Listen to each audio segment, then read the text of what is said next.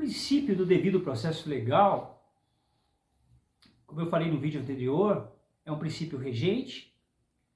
Ele tem esse grau abstrato, generalista, universal, mas tem também uma força normativa própria. O devido processo legal ele já entra naquele conceito do processo penal, que estabelece que o jus puniendi, que é o dever de punir do Estado, só pode ser exercido de forma efetiva mediante um processo regular, onde todas as etapas sejam respeitadas. A etapa da defesa, respeitando o princípio da ampla defesa, do contraditório, da presunção de inocência. Ninguém pode ser, isso está na Constituição Federal, no nosso artigo 5º, ninguém pode ser tolhido da sua liberdade, nem mesmo dos seus bens, sem o devido processo legal, da nossa Constituição Federal. Quando a gente fala o princípio, estamos diante de um dos pilares mais essenciais no Estado Democrático de Direito. Quando eu falo que quando você vai estudar o processo penal, você tem que compreender à luz da nossa Constituição de 88, porque o nosso Código Penal tem essa herança maldita autoritária. Então, quando você vai entender à luz da Constituição, o Código, a aplicação do processo penal, que transcende fronteiras do ordenamento jurídico, representando um verdadeiro alicerce da justiça e da democracia processual. Esse princípio, o princípio do devido processo legal, não surgiu abruptamente, mas foi fruto de uma longa construção histórica, sendo incorporado gradualmente pelas tradições jurídicas ocidentais. Historicamente, pessoal, ele vai aparecer primeiramente, quando a gente fala de princípio do devido princípio, o princípio do devido processo legal, ele aparece historicamente na Carta Magna de 1215,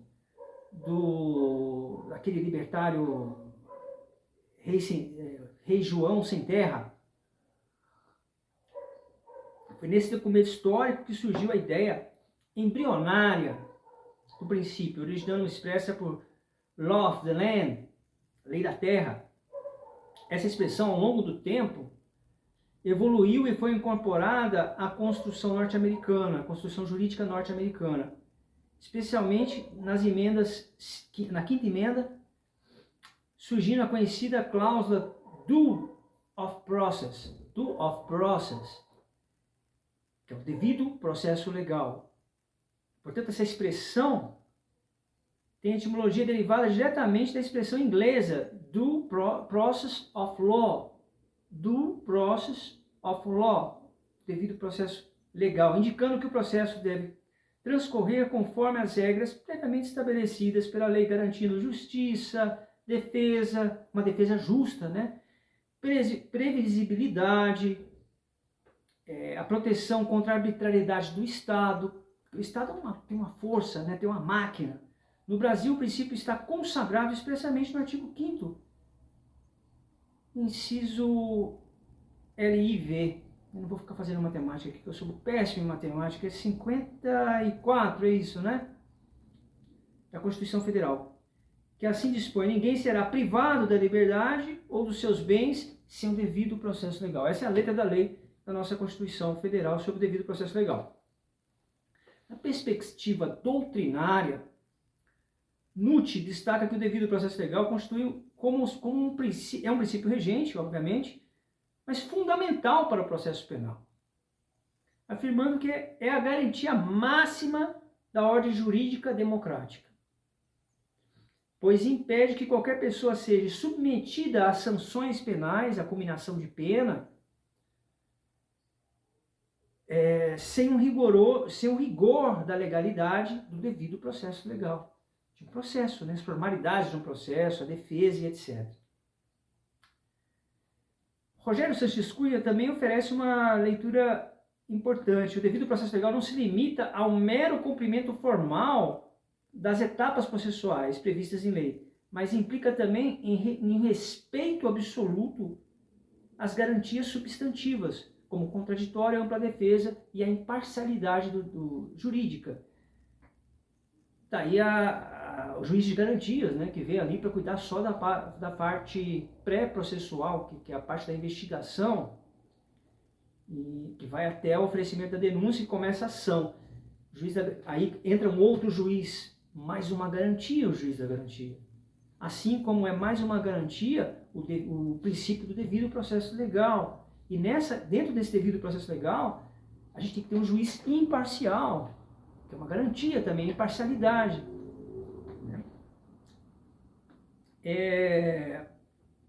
Fernando Capês, ele destaca que o devido processo legal constitui a nossa coluna vertebral, né, do sistema processual penal, impondo regras prévias e claras que garantem previsibilidade dos atos estatais, assegurando transparência e legitimidade ao processo penal.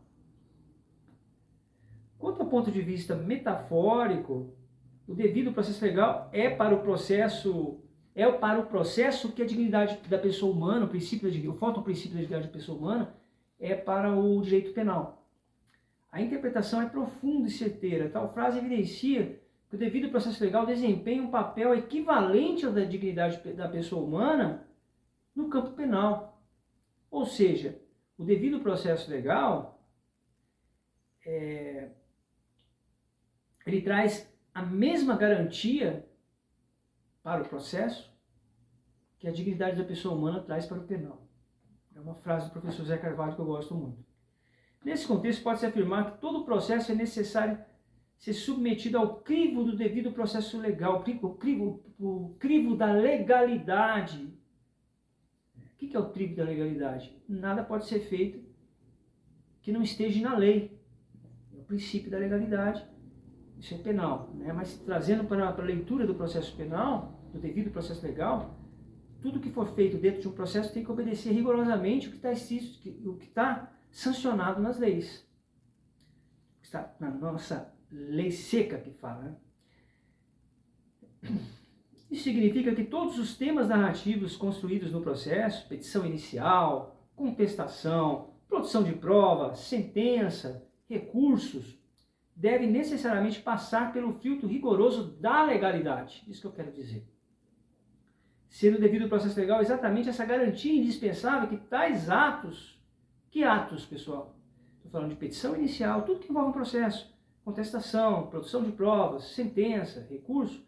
Todas as narrativas processuais só ganham legitimidades quando submetidas ao crivo da legalidade, permitindo que o Estado, antes de punir ou restringir direitos, comprove legitimidade às razões de sua intervenção. Por isso que até a prisão cautelar segue princípios rigorosos. Você só pode prender uma pessoa cautelarmente, vamos dizer assim, seguindo requisitos. Se um desses requisitos forem violados, está violando a Constituição Federal, está violando as garantias de um réu, está violando o princípio da presunção de inocência. Então você tem que começar a ligar que o direito não é nada desligado.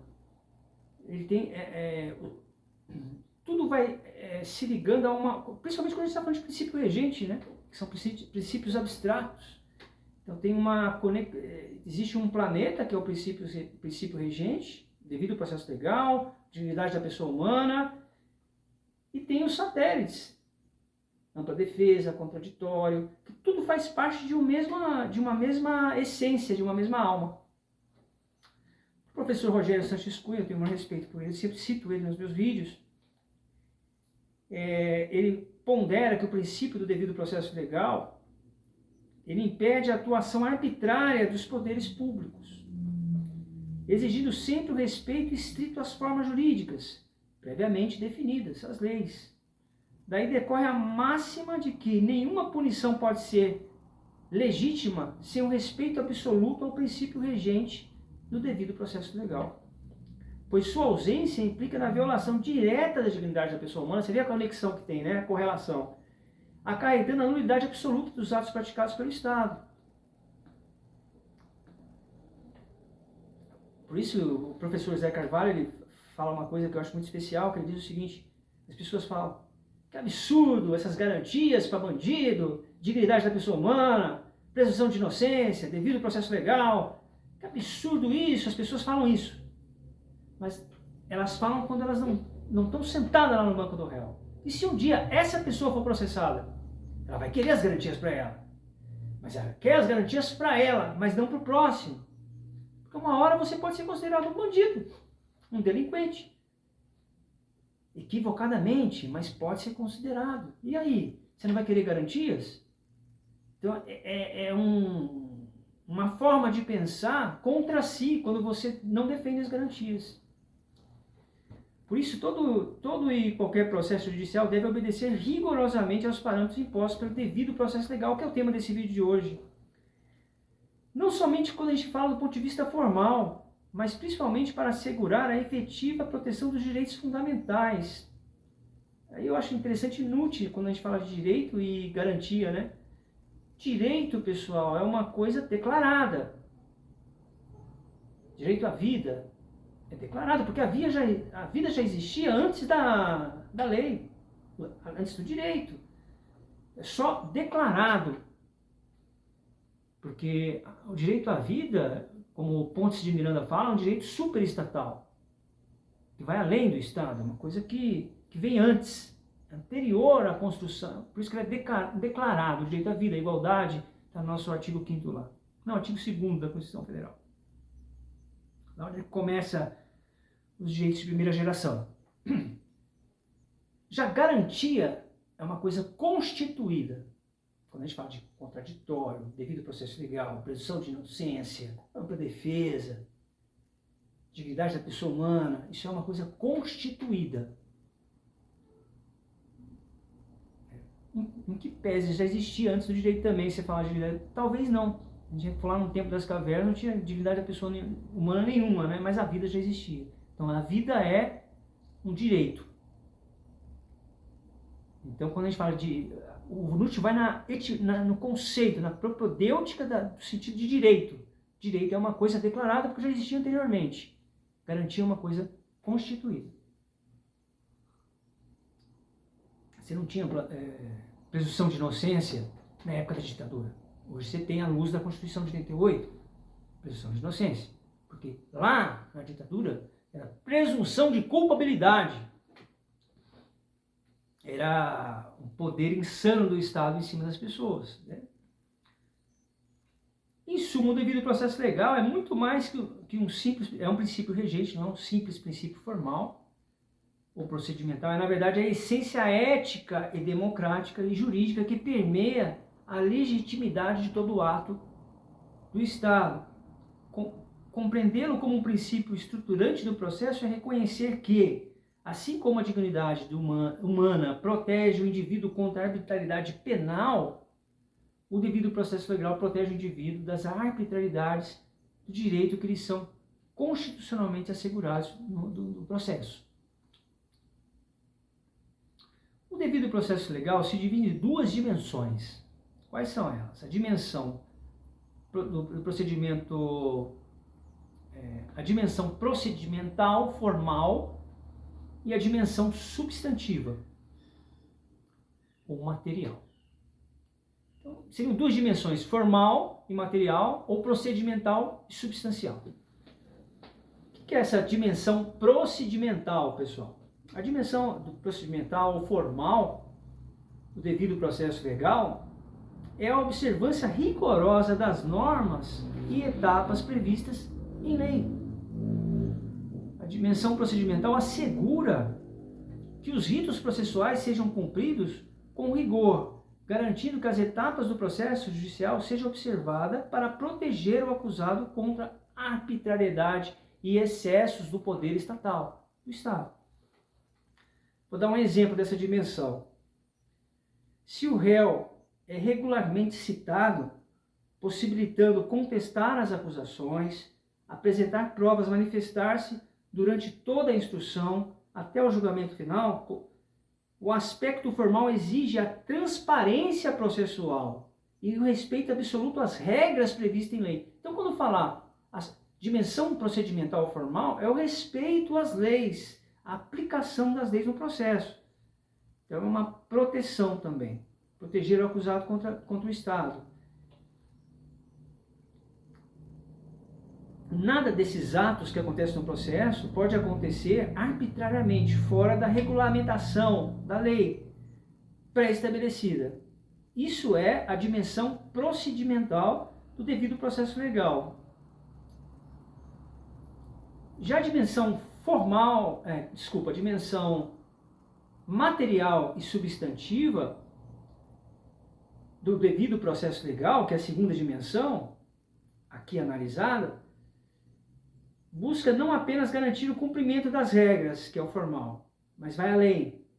Assegurar que as decisões judiciais sejam justas, razoáveis e proporcionais.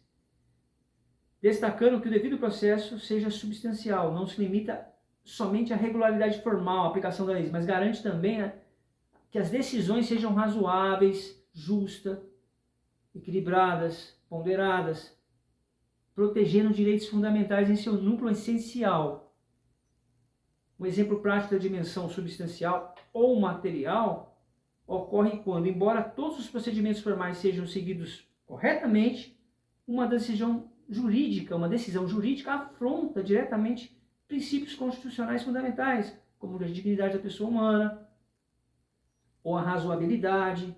Nesse caso, ainda que o processo tenha respeitado todos os trâmites formais, legais, pode ser considerado injusto por violar a dimensão material do devido processo. O professor Rogério Sanches Cunha, que eu sempre cito aqui, aponta que essa dimensão substantiva, que é material, assegura que as decisões justas, ele assegura que, porque o ponto de vista formal é a aplicação das leis, observação correta da legalidade ali. Mas a dimensão substantiva material vai além disso. Não é só a aplicação correta das leis, mas é observar se as decisões foram ponderadas, justas e razoáveis e que não afrontaram a dignidade da pessoa humana e nem mesmo as regras do devido processo legal. Não esclarece que enquanto a dignidade da pessoa humana é um limite ao direito penal substantivo, evitando penas cruéis ou desumanas, o devido processo legal é um limite procedimental, evitando julgamentos e decisões arbitrárias. É importante reforçar, pessoal, que a correspondência entre esses princípios reside na função garantidora, impedindo o abuso e a arbitrariedade do Estado. Acho que eu já falei tudo aqui do devido processo legal, né? Enquanto o devido processo legal procedimental assegura